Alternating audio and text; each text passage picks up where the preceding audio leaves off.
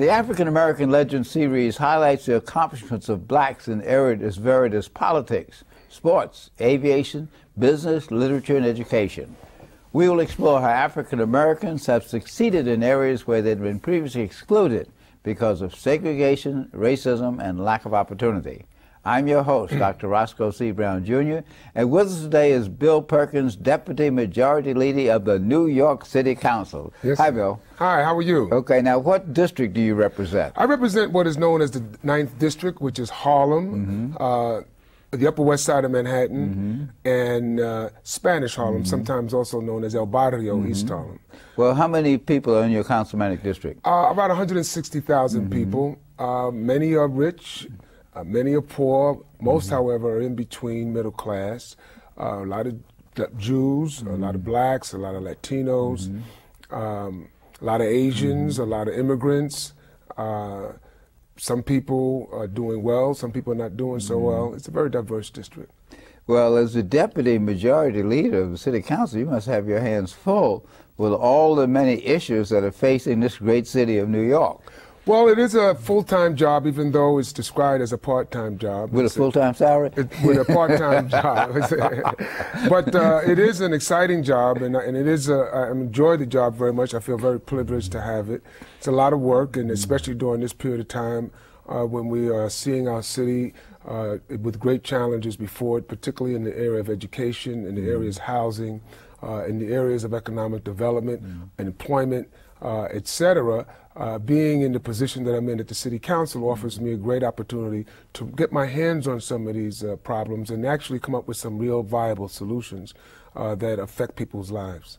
Well, you've been a leader for freedom and justice, and just the other day I was going through my photo archive. There's a picture of Bill Perkins and Roscoe Brown being arrested in the Amadou Diallo protest in the paddy wagon. Yes, indeed. And I have those pictures, and I also remember while in the paddy wagon we were able to get out of our plastic handcuffs. Yeah, because we were amongst the first, as a matter of fact, along with Dave Dinkins and Charlie Rangel, to be arrested using our prominence as elected officials and civic leaders like yourself to bring some credibility and some understanding to the general populace that this was not just a fringe issue. This was an issue that touched the center of our community, and that all levels of the community were outraged about the injustice that took place with regard to Amadou Diallo, and something really needed to be done. And I think it did change police procedure. It has some impact on police procedure. It had some great impact on people in general's perception of the police department and the type of leadership that Mayor Giuliani was providing, because as you may recall, he was very, very difficult and very, very pro-police to the point of basically almost closing blaming his eyes. the victim. Generally speaking, in many of these high-profile cases, that's what he did. As you may recall, he said Doris Mon was not a choir boy, even after he was murdered by a police officer. And of course, it turned out that in fact he was a choir boy. He did not pay the appropriate attention to Abner Louima after he was abused by another police officer. And so there were many instances in which those types of incidents took place, severely straining already strained police-community relations. And again, when you talk about being in the City Council and the position that I'm in, we still see ourselves to some extent having to address those type of issues today. And of course, I believe that some of that will be with us tomorrow as well. Now, the role of the City Council has changed tremendously since, 1992, when the Board of Estimate that used to run the budget with the 5 borough presidents and the mayoral appointees was declared illegal, and the City Council got the responsibility for really running the city along with the mayor and with the budget and all those various issues. Now, you're the Deputy Majority Leader. That's quite a compliment. It means you've worked very, very hard and worked with Majority Leader Giff Miller, the Speaker.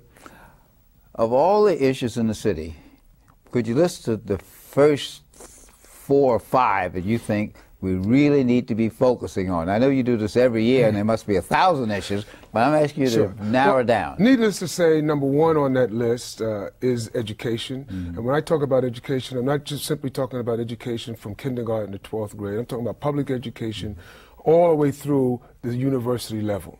That has to be considered a priority. There are great challenges in front of us. There are great problems in front of us. Our present mayor, for instance, seems to not recognize the fact that even though at this date there has, on one hand, been some minor success with regard to so-called reading scores, a substantial number of our children, over 40%, are still failing, and there are racial disparities in that regard, whereby children of color are even twice as poorly educated as other children. And that's a very great challenge in front of us that the council has been trying to prioritize. And of course, that's complicated by the Campaign for Fiscal Equity suit, where they held the funding formula unconstitutional, and the school should get another $15 billion, and the mayor, for whatever reason, is saying that the city shouldn't ante up part of that. Well, the bottom line is the mayor should be fighting to get that money into the city's coffers so that we can begin to lower our class size and pay teachers at a Well, why is he not doing that? Well, you know, there's a relationship that he has with the governor as fellow Republicans, and I think that to some extent inhibits him. We've seen that similar kind of relationship with him in the Bush administration when they had the Republican National Convention and certain type of civil liberties were suspended. Many people were arrested during that Republican National Convention, resulting in a very, very embarrassing situation for our city. And so there are times when his political affiliation, so to speak, hinder him from being as much of a champion on behalf of the city on the federal and state level as would be appropriate. But in addition to the educational concerns that we have, clearly, number two has to be the affordable housing crisis. This is not simply a problem for people in the Harlem community, but when I move around the borough of Manhattan and other parts of the city, it's clear that what is being developed is not affordable to the pockets of the people in the neighborhoods. Indigenous residents are finding themselves priced out of the housing market at a time when the housing market is hot and going higher and higher in terms of costs, either for rental or for ownership, and many other laws are coming into play that are making this even worse. The buyouts in terms of Mitchell-Lamas, the federal government threatening. Tell us about the buyouts in Mitchell-Lamas. What's that about? Well, basically what's happening is many of the developments that are in our communities that have been available to working families are at a point now where the subsidies that underlined those developments are at a point of 30 years of existence, and the owners have decided that they no longer want to comply with those subsidies. Instead, they're going to forego those subsidies and go straight to the housing market as a way of rental of those apartments or sale of those apartments. As a result, market rate sales are dominating the real estate scene in Manhattan and other parts of the city. The average working family cannot afford to pay market rate rents or market rate for the sales of homes and co-ops and condominiums.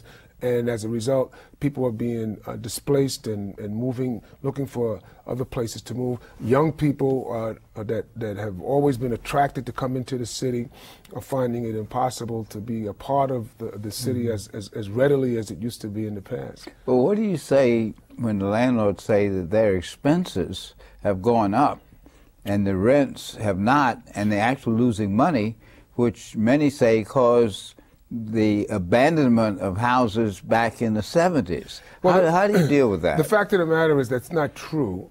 We are not seeing abandonment. Quite the opposite. We're seeing development take place. We're seeing development take place in ways that are very lucrative for developers and for. But part of that is kicking people out of Mitchell-Lama and then selling them at a higher price. And then there are the regular what you might call multiple dwellings that are not under the Mitchell-Lama program. in which the rent stabilization is allowing them to get increases in rents that at least cover their expenses. And in fact, when they look at the books, landlords are making great profits. And there are other kinds of opportunities that landlords have been able to use, like major capital improvements that they can pass on to the tenants that has enabled them to continue to make profits. So the housing market in New York City, the mayor brags, is doing very, very well. They're collecting more and more taxes, more and more profits are being made. And while that may, from the mayor's point of view, be a sign of good health for the city, from the perspective of the resident, from the perspective of the citizen, that good health is not healthy for us. What's happening is we cannot afford the city. That is a problem that has to be addressed immediately. Otherwise, New York as we know it will be severely changed. But doesn't that relate to the economic situation in New York City? We have a modest unemployment rate, but we have a lot of low-paid workers. And New York City is a city of rich people and poor people. What, if anything, can be done about it? What is the council doing to think about these economic inequities in our great city? Well, let's start first with the unemployment rate. While there has been, at least from the mayor's report, some progress in terms of employment, the reality is that progress is masking, is hiding the sectors of our city where there is severe unemployment. You may recall that the Community Service Society came out with a report that indicated 51% of black men were unemployed, comparable numbers for black women, Latinos, and others as well. So while in average, it may appear as if we are moving forward in terms of creating employment, in certain sectors of our city, we have a depression level of unemployment. In the city council, I'm proud to say I was able to get $10 million with my colleagues into the budget to begin to address that problem. And with the support of the United Way, we will now begin to start distributing that money to those not-for-profit community-based organizations that are involved in workforce development. That's one answer. Another answer. But how could you workforce development if you don't have jobs?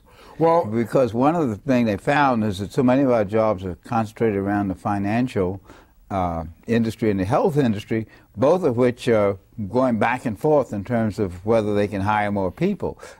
So you can have workforce development, but if you don't have economic development, how do you get jobs? Well, some of that economic development is taking place with respect to some of the housing development that's going on. And one of the conditions that we're putting in terms of some of the development that's taking place is that there are employment opportunities made available at a living wage, so that if someone is doing development under let's say one of the subsidy programs that the city provides, one of the incentive programs that the city provides, there are conditions that are being attached that require them to hire workers at a prevailing wage, at a good wage, and that's a help.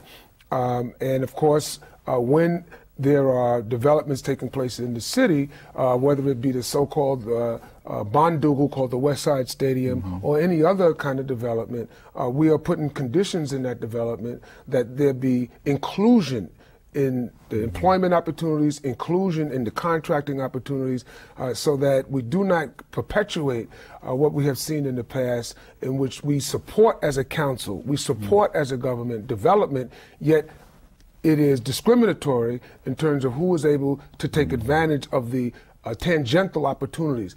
Development opens the door for employment, opens the door for contract, opens the doors for entrepreneurialism, whatever the project may be. We have to put conditions on that development so that we can solve some of those problems related to employment. And I think that we've begun to do that in the city council, but nevertheless, it's something that we have to continue. Now, the other major issue is health care. That's a tremendous issue in New York City. Healthcare is a great problem. There are serious health disparities in our city. You get a community like Harlem where you have 25% of the children are being affected by asthma.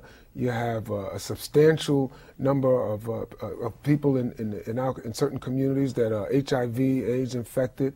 And so we have looked at this and have started to develop some initiatives in the city council to address high rates of infant mortality and maternal mortality, high rates of asthma.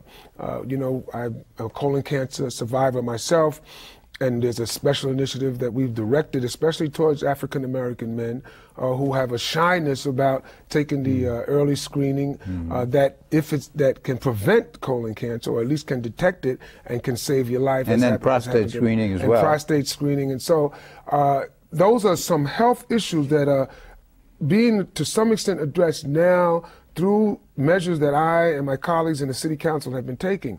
But these are issues that are going to continue to be with us as we move forward in the city. Very, very important issues that whoever intends on being the next mayor will have to make as a priority. Whoever intends on being in a leadership position in the City Council or Borough President of Manhattan will have to nevertheless grapple with these issues and come up with some creative, innovative ways. Well, the one thing is consistent with everything you talked about. It requires money, and that gets down to the city's budget.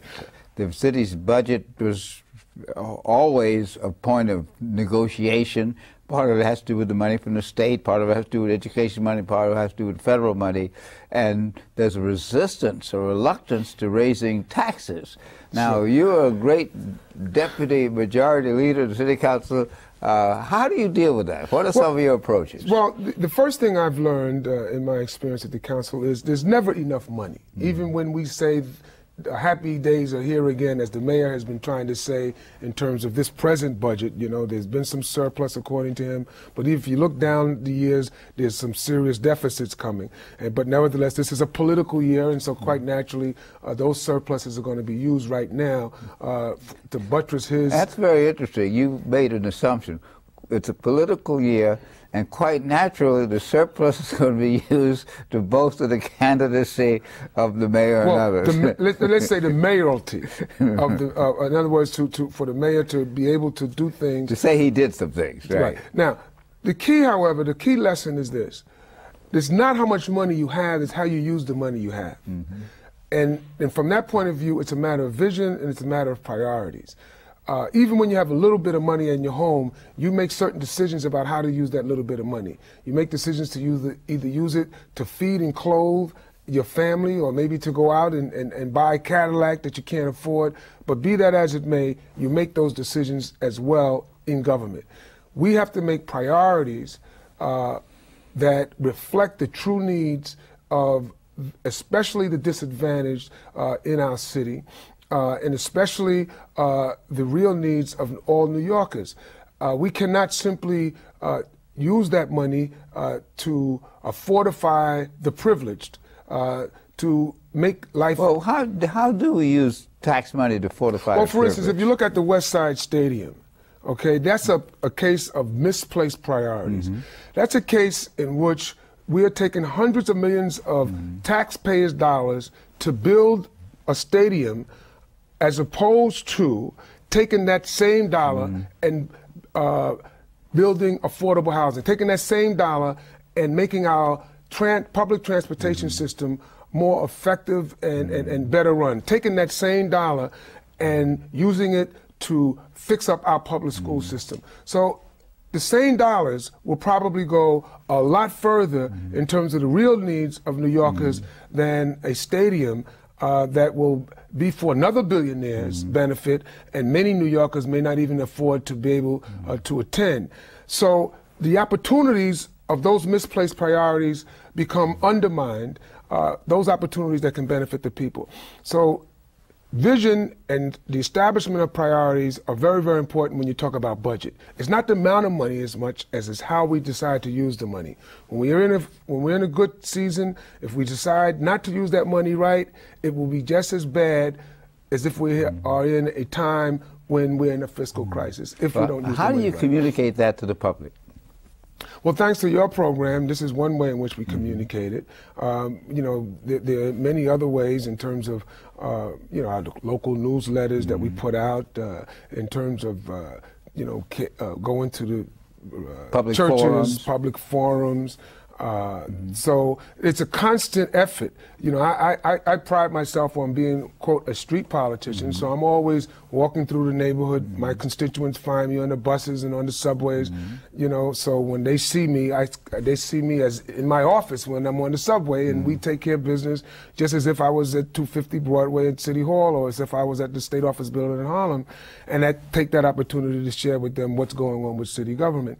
So there are many ways in which we have to take advantage of educating the public, hearing from the public, which is most important, about what they consider to be their needs that we should establish as the priorities for our budget. That's a very good point. Many times the public complains to each other, but don't bring their complaints to political leaders, to the media, to the larger population. And I think it's very important that the public show up at city council hearings, for example. Sure. They are all open to the public. Sure. And sometimes you can sign up to testify at those hearings about particular issues that you are concerned about.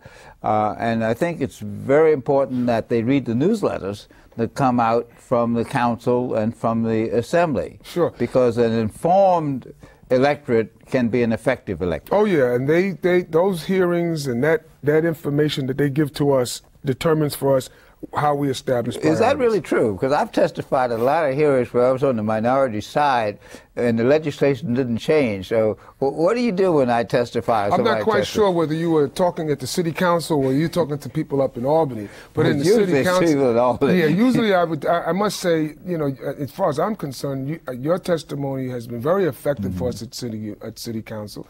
As you may recall, when City University was in crisis several years ago, you and some of your colleagues formed a coalition. You came down. Friends of CUNY. Friends of CUNY. You lobbied us. You helped us shape up an agenda that I think now we're beginning to see the effective results of, because we adopted your opinions and the opinions of the others.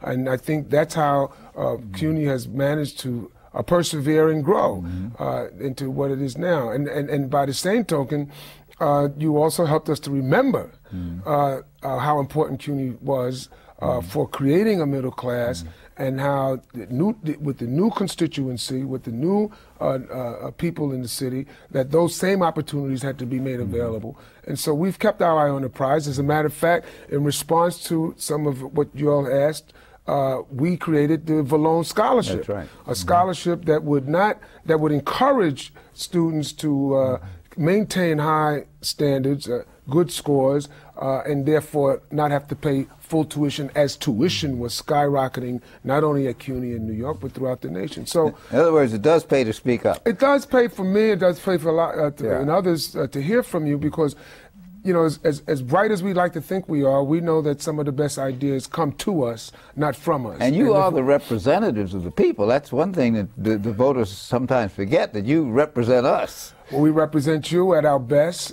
and we are very privileged and honored to have that opportunity. I have been very fortunate, because my best work has been work that has been formed by the kind of coalitions and the kind of input that has come from my constituents and others, advocates, even whether it was work related to the rat epidemic in our city, or work related to infant mortality, or work related to lead poisoning, or whatever the case may be. Issues have come to me in the form of individuals and coalitions that I've been able to make into legislation and make a difference. Well, if you and your colleagues are so good, why do we have term limits? Well, times have changed. By the way, I testified against term limits, I might point out. Well, you know, it's interesting. I think that at one point, people felt that the council was not effective. Because people stayed there too long. Because of a variety of reasons. I don't think people feel that way now. I think quite the opposite. It has become apparent that term limits is not good for New York.